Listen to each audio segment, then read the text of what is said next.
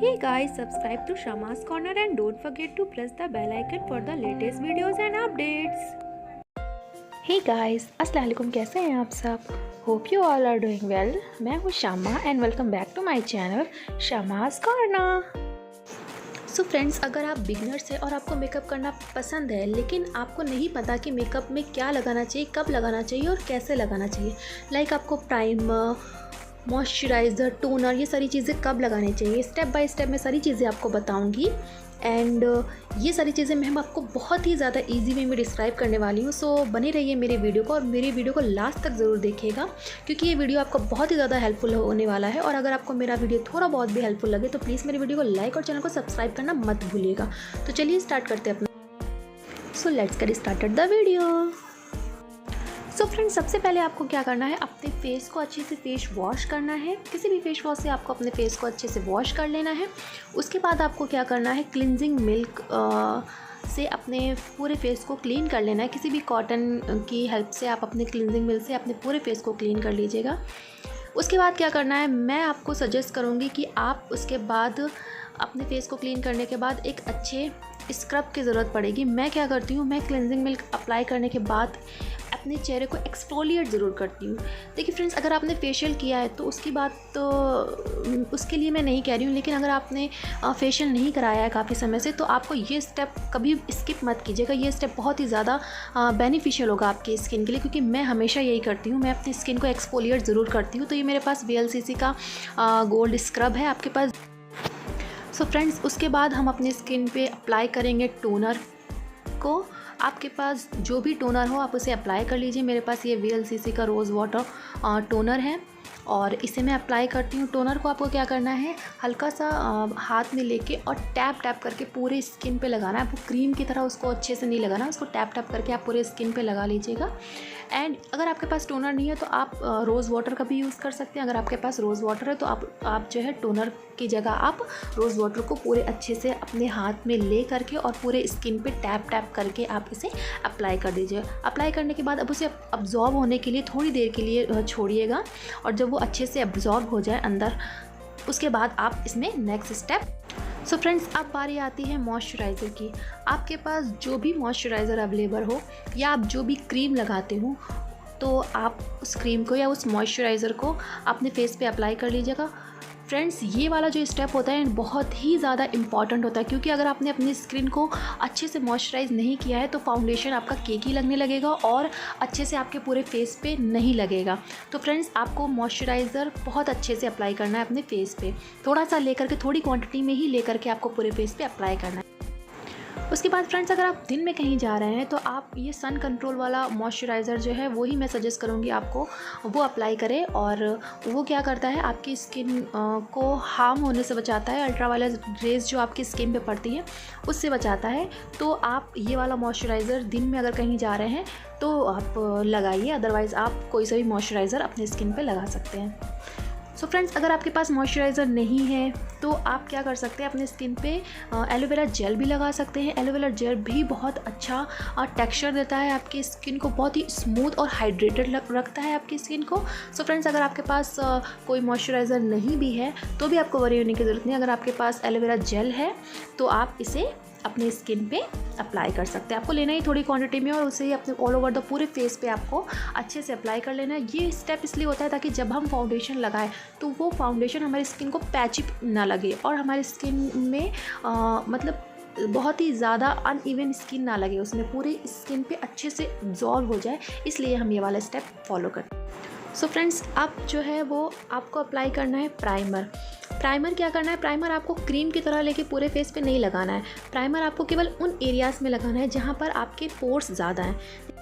Nose वाला area हो गया, आपका चिन का थोड़ा सा एरिया हो गया, तो जहाँ थोड़ा सा फोरहेड का एरिया हो गया, तो जहाँ जहाँ पर आपके देखिएगा पोर्स हैं वहाँ पर आप लगाइएगा उसे। और प्राइमर लगाने में क्या होता है, वो उस जगह को स्मूथ कर देता है, थोड़ा सा चिकना कर देता है। जैसे जब आप फाउंडेशन लगाएंगे ना तो वो स्किन पूरी आपकी स्मूथ हो जाएगी, इसलिए हम लोग प्राइमर का यूज़ करते हैं। फ्रेंड्स, उसके बाद बारी आती है कंसीलर की। कंसीलर बहुत से लोग होते हैं जो फाउंडेशन के बाद भी अप्लाई करते हैं, लेकिन मेकअप में हमेशा प्राइमर को पहले लगाना प्रेफर करती हूँ, क्योंकि कहीं भी आपके डार्क स्पॉट हैं या अंडर आई एरिया पे थोड़ा सा डार्कनेस है, तो वो जो ये कंसीलर होता है ना, ये आपकी उन एरियाज़ को कवर कर लेता है पहले से ही। तो जब आप फाउंडेशन लगाएंगे ना, तो वो पहले से जब आपके डार्क सर्कल्स को या आपके जो भी डार्क स्पॉट है उसको जब थोड़ा सा कम कर देता है, लाइट कर देता है, तो जब आप फाउंडेशन लगाएंगे तो आपकी पूरी स्किन जो है वो इवन दिखने लगेगी। इसलिए मैं कंसीलर हमेशा फाउंडेशन के पहले लगाती हूँ। कुछ लोग करेक्टर का भी यूज़ करते हैं, बट मैं कंसीलर लगाना ही प्रेफर करती हूँ।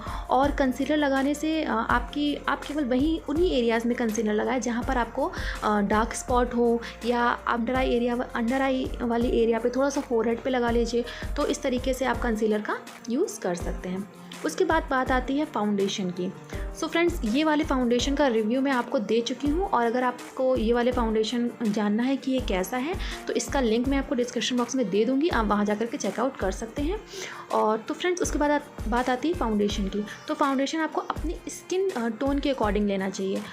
आपके कौन सा स्किन टोन है, आप उसके अकॉर्डिंग ही आपको फाउंडेशन चूज़ करना चाहिए। क्योंकि अगर आप लाइट स्किन टोन के हैं और अगर आपने थोड़ा सा डार्क ले लिया, तो वो आपका जो फाउंडेशन है वो आपकी स्किन को ऑक्सीडाइज कर देगा और थोड़ा सा काला पड़ जाएगा। इसके बारे में भी मैंने पूरा वीडियो आपके बनाया है कि आप फाउंडेशन कैसे ख़रीदें, तो उसका भी लिंक मैं आपको डिस्क्रिप्शन बॉक्स में दे दूँगी। वहाँ से आपको इसकी पूरी जानकारी मिल जाएगी कि आप किस अंडरटोन के, अगर आपको आपका अंडरटोन भी नहीं पता है कि आप किस अंडरटोन के हैं, तो उस वाले वीडियो को देखने के बाद आप सब कुछ आपको नॉलेज मिल जाएगी। तो मैं उसका लिंक आपको डिस्क्रिप्शन बॉक्स में दे दूँगी, आप वहाँ जाकर के चेक कर लीजिएगा। सो फ्रेंड्स, अगर आपके पास फाउंडेशन नहीं है या आप फाउंडेशन नहीं लगाना चाहते हैं, तो आप अगर बहुत ही लाइट मेकअप पसंद करते हैं, लाइट मेकअप करना चाह रहे हैं, तो आप फाउंडेशन की जगह बेबी क्रीम भी लगा सकते हैं।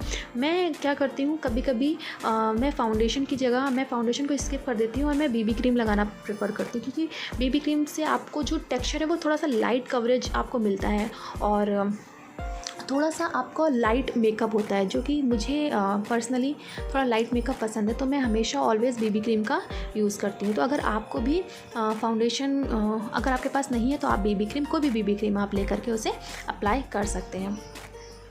उसके बाद आपको ज़रूरत पड़ेगी कॉम्पैक्ट पाउडर की। कॉम्पैक्ट पाउडर आप कोई सा भी ले करके आप जो भी आपने फाउंडेशन लगाया है उसे सेट करने के लिए उसका यूज़ करते हैं। तो फ्रेंड्स, इसका भी मैं रिव्यू आपको दे चुकी हूँ, उसका मैं लिंक आपको डिस्क्रिप्शन बॉक्स में दे दूँगी। ऑलमोस्ट ये मेरा खाली हो चुका है, जैसा कि आप देख सकते हैं। तो अगर आपको इस कॉम्पैक्ट के बारे में देखना है कि ये कैसा है, तो इसका लिंक मैं आपको डिस्क्रिप्शन बॉक्स में दे दूँगी, आप वहाँ जाकर के चेकआउट कर सकते हैं। उसके बाद आपको चाहिए एक अच्छा सा आई शेडो पैलेट। अगर आपके पास कोई भी आई शेडो पैलेट हो, आप उससे जो है अपने आइज़ को थोड़ा सा डिफ़ाइन कीजिए, थोड़ा सा अपने आइज़ को इन्हेंस कीजिए, क्योंकि आइज़ को इन्हेंस किए बिना आपका मेकअप लगता नहीं है कि आपने कोई मेकअप किया है।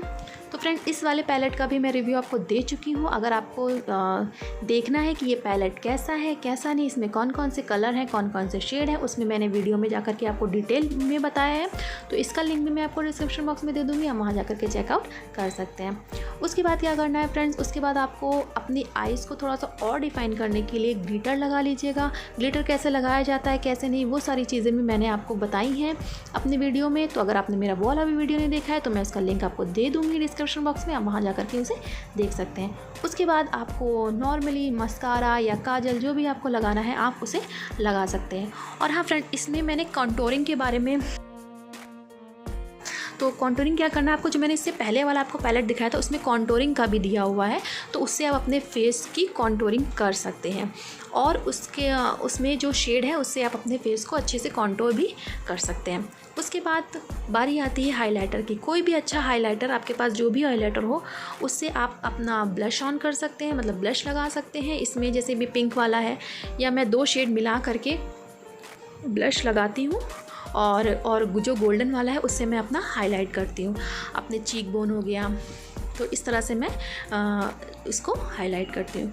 उसके बाद बात आती है लिपस्टिक की। आपके पास जो भी लिपस्टिक आप पसंद करते हैं, लाइट डार्क, जो भी आपको लिपस्टिक अच्छी है, उसके बाद आप लिपस्टिक लगा के अपना जो मेकअप है, फाइनल मेकअप जो है वो कंप्लीट कर लेना है।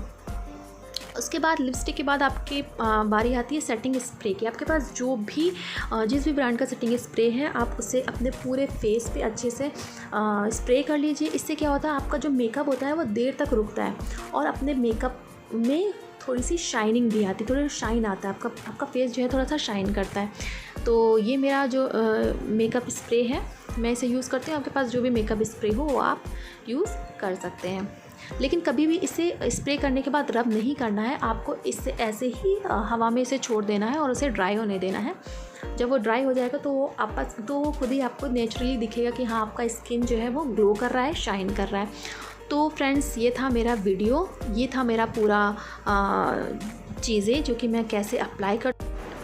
होप कि आपको मेरा वीडियो अच्छा लगा होगा, पसंद आया होगा, क्योंकि मैंने अपनी तरफ से पूरी कोशिश की है आपको समझाने की। स्पेशली जो बिगनर्स हैं वो बहुत ही ज़्यादा कंफ्यूज रहते हैं कि मुझे क्या लगाना चाहिए, क्या नहीं लगाना चाहिए, तो ये वीडियो उनके लिए है। सो बाय गाइस, अल्लाह हाफिज़।